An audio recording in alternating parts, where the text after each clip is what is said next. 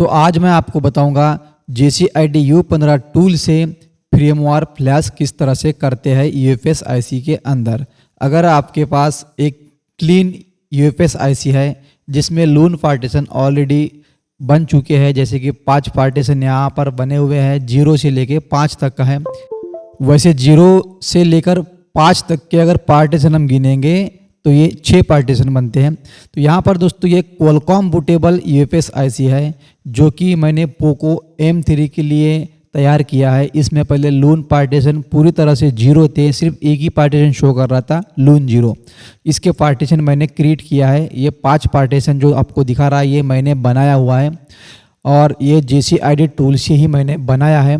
ठीक है, तो यहाँ पर दोस्तों ये काफ़ी सारे इसमें ऑप्शन हैं और ये पूरे ऑप्शन दोस्तों काम के है। अगर आपको काम करना आएगा तो यहाँ पर हमें जाना है दोस्तों इंपोर्ट में, और जहाँ पर हमारी फाइल है वो फोल्डर को हमें सेलेक्ट कर देना है। पोको M3 का ये ENG फाइल है, इसको मैं यहाँ पर सेलेक्ट कर दूंगा और सिंपल राइट के ऊपर हमें क्लिक कर देना। यहाँ पर आप देख सकते हैं इसमें फ्रेमवार हमारा लोड हो चुका है। आप देख सकते हैं पूरे 6 पार्टीशन जो यहाँ पर दिखा रहा है, लून 0 से लेके लून 5 तक के, इसमें सब में फ्रेमवार लोड हो चुका है। ये मेरा फाइल है जो कि डेस्कटॉप के ऊपर रखा हुआ है। ठीक है, और दोस्तों अगर आप हेल्थ रिपेयर करना चाहते हैं BGA 254 का, तो वो कहीं भी नहीं होता, ना EasyJet में होता है, ना UEFI में होता है, ना JCID टूल में होता है। किसी भी बॉक्स में हेल्थ रिपेयर का ऑप्शन नहीं है। बैड हेल्थ हम रिपेयर नहीं कर सकते, चाहे कुछ भी कर लो, किसी भी बॉक्स में नहीं है। EasyJet भी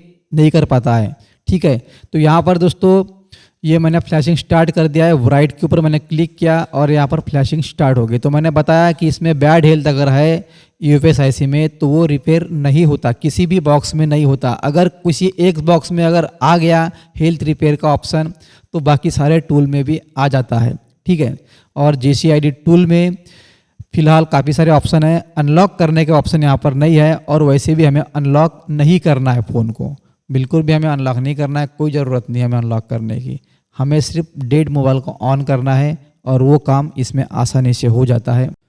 तो मेरे हाथों से क्या हो गया था, एक UFS IC के लून पार्टीशन पूरे 0 हो गए थे। वो क्वालकॉम बूटेबल UFS IC थी, उसमें ऑलरेडी 0 से लेकर 5 तक के लून पार्टीशन थे, लेकिन मैंने छेड़छाड़ किया JCID टूल में और वो मेरे हाथों से सारे के सारे पार्टीशन डिलीट हो गए।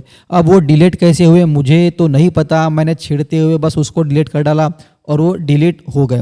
मैंने काफ़ी कोशिश किया लेकिन उसके लून पार्टीशन क्रिएट नहीं हो रहे थे। तो मैंने क्या किया, सेम टू सेम नंबर की दूसरी UFS IC लिया, सैमसंग की थी और सेम टू सेम थी, सेम स्टोरेज की थी। तो मैंने उसको लिया और डिस्क्रिप्टर फाइल उसका रीड कर लिया। ठीक है, जैसे कि अभी आप यहाँ पर देख रहे हैं, यहाँ पर मैंने इसको रीड किया और रीड करने के बाद सेव के ऊपर क्लिक कर दिया। अब ये फाइल दोस्तों सेव हो गया। अब सेव होने के बाद जो मेरी IC थी जिसका लून पार्टीशन पूरा डिलीट हो गया था, मैंने उसको कनेक्ट किया। वहाँ पर सिर्फ लून पार्टीशन 0 ही दिखा रहा था और बाकी कुछ नहीं दिखा रहा था। तो मैंने क्या किया, उसमें इंपोर्ट पे गया, इंपोर्ट में गया और यहाँ पर डिस्क्रिप्टर फाइल को मैंने वापस से सिलेक्ट किया जो कि मैंने दूसरी UFS IC से रीड करके रखा था। ध्यान रखना दोनों IC सेम नंबर की होनी चाहिए। ये ऐसे मैंने सेलेक्ट कर लिया। उसके बाद राइट के ऊपर क्लिक कर लिया। राइट के ऊपर क्लिक करने के बाद ये राइट हो गया और इसमें लून पार्टीशन पूरी तरह से तैयार हो गए और एक क्वालकॉम के लिए बूटेबल बन गई। अब दोस्तों ये जो डिस्क्रिप्टर कन्फिग का ऑप्शन जो है, यहाँ से भी हम मैन्युअली लून पार्टीशन बना सकते हैं। मीडियाटेक के लिए, क्वालकॉम के लिए यहाँ से हम बना सकते हैं, लेकिन फ़िलहाल मुझे इसके बारे में ज़्यादा जानकारी नहीं है और इसके ऊपर मैंने प्रैक्टिकल अभी नहीं किया। जिस दिन मैं प्रैक्टिकल करूँगा उसका वीडियो मैं डालकर आपको ज़रूर दिखाऊँगा। अब मेरे हाथों से जिस UFS IC के लून पार्टीशन 0 हो गए थे, अगर मान लो मैंने सेम टू सेम नंबर की UFS IC ले लिया और वो IC अगर मीडियाटेक के लिए बूटेबल थी, तो मीडियाटेक के बूटेबल पार्टीशन जो होते हैं लून पार्टीशन वो 0 से लेके 3 तक के रहते हैं।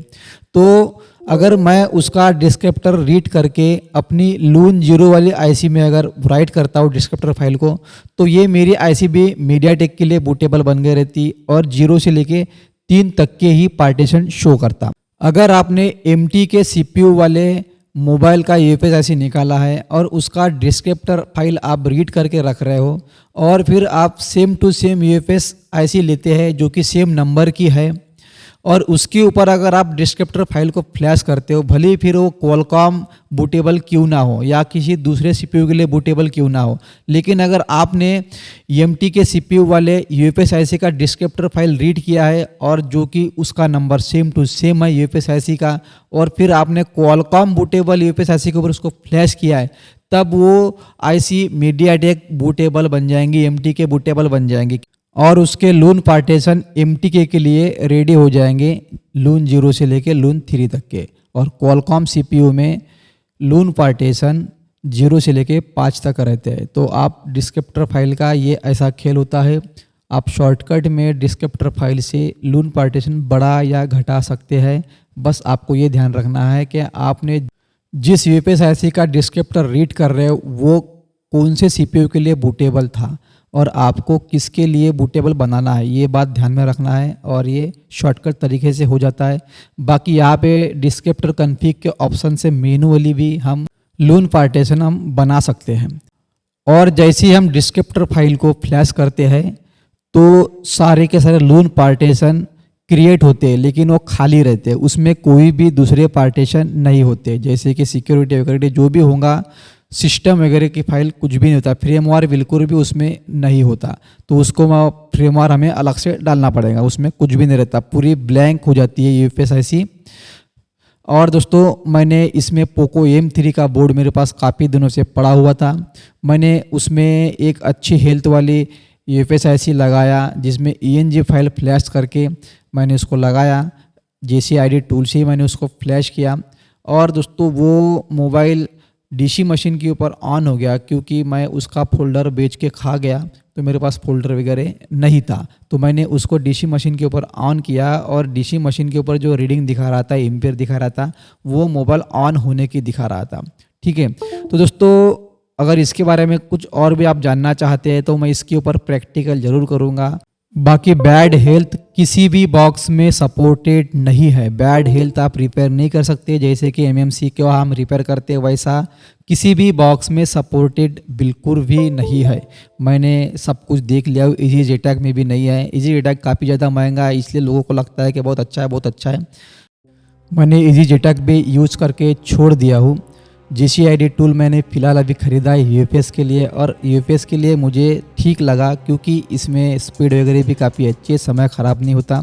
और दूसरा, हमें FRP अनलॉकिंग नहीं करना है, कोई ज़रूरत नहीं, अगर इसमें ऑप्शन नहीं दिया है तो क्या हुआ, हमें अनलॉक करना ही नहीं है। मैं वैसे भी मोबाइल वापस कर देता हूँ कस्टमरों को, अनलॉक नहीं कर देता मैं। जिनके पास बिल है उनका मैं कर दूंगा, ऑनलाइन करवा के दूंगा एजेंट के जरिए। वैसे भी जितना पैसा ऑनलाइन में लगेगा उतना पैसा हमें खोल कर करना पड़ेगा, ऊपर से मदरबोर्ड डैमेज हो जाएगा, हम उसको खोल के अगर आईसी निकाल के या फिर जंपर लाया करते तो मोबाइल आखिर खोलना ही तो पड़ता है। तो उससे अच्छा है कि हम USB के जरिए करेंगे और ऑनलाइन करके देंगे जिसके पास बिल होगा।